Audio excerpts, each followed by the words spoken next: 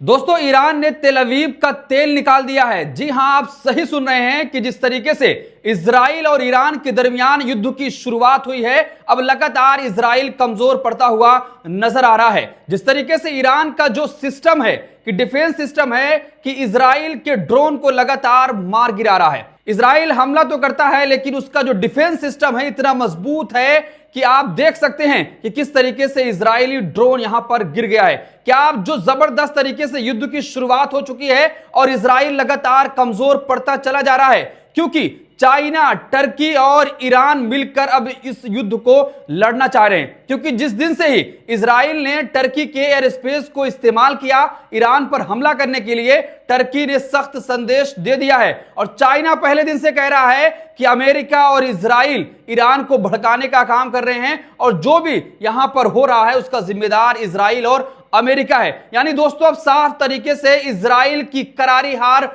होने जा रही है। सिर्फ मैं ये नहीं कह रहा बल्कि गोदी मीडिया ने भी मान लिया है कि इजराइल इस जंग को हारते हुए नजर आ रहा है, क्योंकि लगातार ईरान रात के वक्त हमला कर रहा है। जिस तरीके से इजराइल ये दावा करता था कि उसके बड़े बड़े ऐसी तमाम चीजें हैं जो दुनिया को तहस नहस कर सकती हैं, लेकिन अब उसकी पोल खुल चुकी है। दोस्तों, हम एक खबर पर विस्तार से चर्चा करेंगे और जानने की कोशिश करेंगे कि जिस तरीके से युद्ध की शुरुआत तो इजराइल ने की, लेकिन क्या इसका खात्मा अब ईरान करेगा। देखिए, खबर आपकी स्क्रीन पर है। गोदी मीडिया भी मानने लगा है कि जंग हारने लगा इजराइल। खामनेई ने कहा कोई रहम नहीं होगा।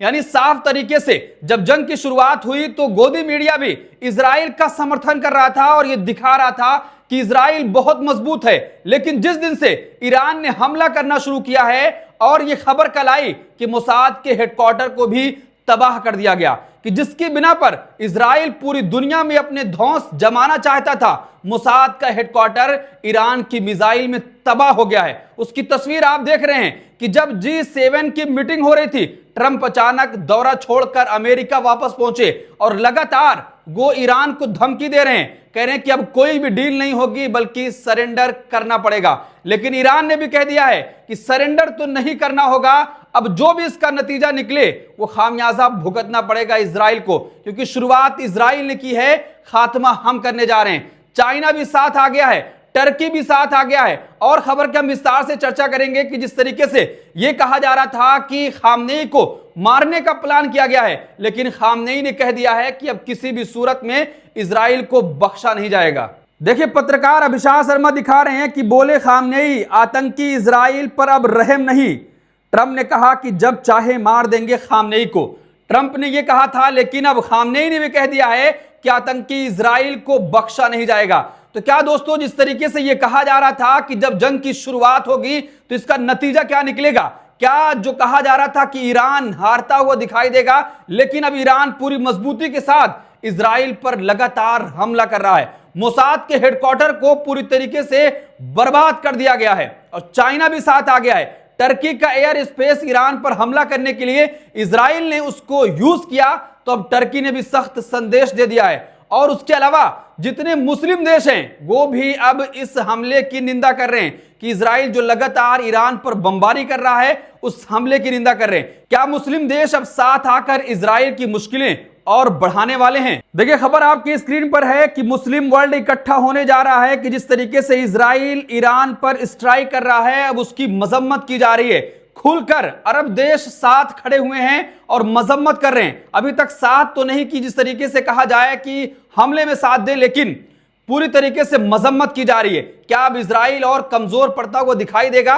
क्योंकि इजराइल ने पहले दिन से कहा कि हम अमेरिका के साथ मिलकर इस जंग को लड़ेंगे, लेकिन जैसे ही ईरान ने हमला किया, इजराइल कहने लगा कि अमेरिका को साथ आना होगा। लेकिन अमेरिका का बयान आता है कि हम इस जंग में नहीं कूदेंगे, इजराइल को अपनी जंग अकेले लड़नी होगी। क्या इजराइल दोस्तों अब अकेला पड़ गया है? क्या अमेरिका भी उसका खुलकर साथ नहीं दे रहा है? ट्रंप ने जिस तरीके से कल धमकी दी कि हम खामनेई को किसी भी वक्त मार सकते हैं, उनकी जगह को जानते हैं, लेकिन वो सुरक्षित हैं, हम उनको मारना नहीं चाहते, उसके बावजूद भी ईरान ने हमला किया।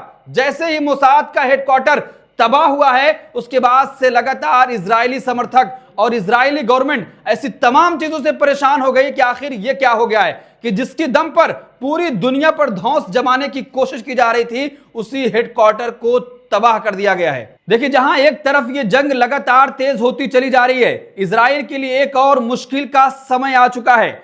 इजराइल बड़ी दिक्कत में है। सूत्रों के अनुसार इजराइल के पास ईरानी बैलिस्टिक मिसाइलों को मार गिराने के लिए इस्तेमाल किए जाने वाले इंटरसेप्टर अब तेजी से समाप्त हो रहे हैं। ईरान की ओर से लगातार हो रहे मिसाइल हमलों के कारण इजरायली वायु रक्षा प्रणाली पर भारी दबाव पड़ा है। आयरन डोम और अन्य डिफेंस सिस्टम लगातार एक्टिव हैं, लेकिन इंटरसेप्टर मिसाइलों की सीमित संख्या अब एक गंभीर चुनौती बनती जा रही है।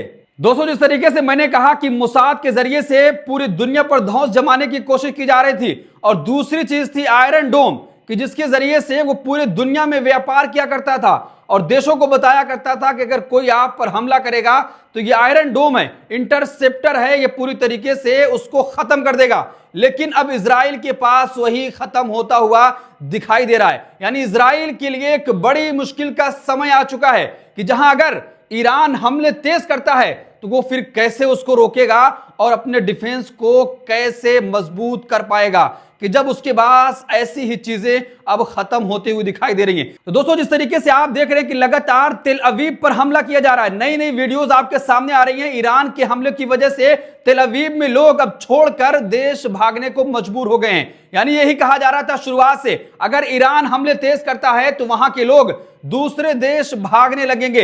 यह भी खबर निकलकर सामने आ रही है कि देश जो इजरायली नागरिक हैं वो अपना देश छोड़कर दूसरे देश जाने की तैयारी कर रहे हैं। क्या नेतन्याहू ने पूरी तरीके से इजराइल को फंसा कर रख दिया है और ईरान अगर हमले और तेज करता है तो आप समझिए कि हालात वहां पर और ही क्या होंगे। अब हालात लगातार भयानक बनते चले जा रहे हैं। दोस्तों, इस पूरे मामले पर आप क्या सोचते हैं कि जिस तरीके से इजराइल और ईरान की युद्ध की शुरुआत अब समझ लीजिए कि हो चुकी है, क्योंकि ईरान, चाइना और टर्की एक साथ आ चुके हैं। यानी कि अब शुरुआत बाकायदा, जिसको कहा जाता है कि युद्ध, अब उसकी शुरुआत हो चुकी है। इस जंग में जीत किसकी होगी? क्या इजराइल के साथ अमेरिका खुलकर सामने आएगा और ईरान पर हमले करेगा, या फिर जिस तरीके से ईरान लगातार हमलों की शुरुआत कर रहा है और तेजी से हमले करने का प्लान कर रहा है, क्या उसमें और तेजी लाएगा? आपकी क्या राय? कमेंट बॉक्स अपनी राय जरूर दें।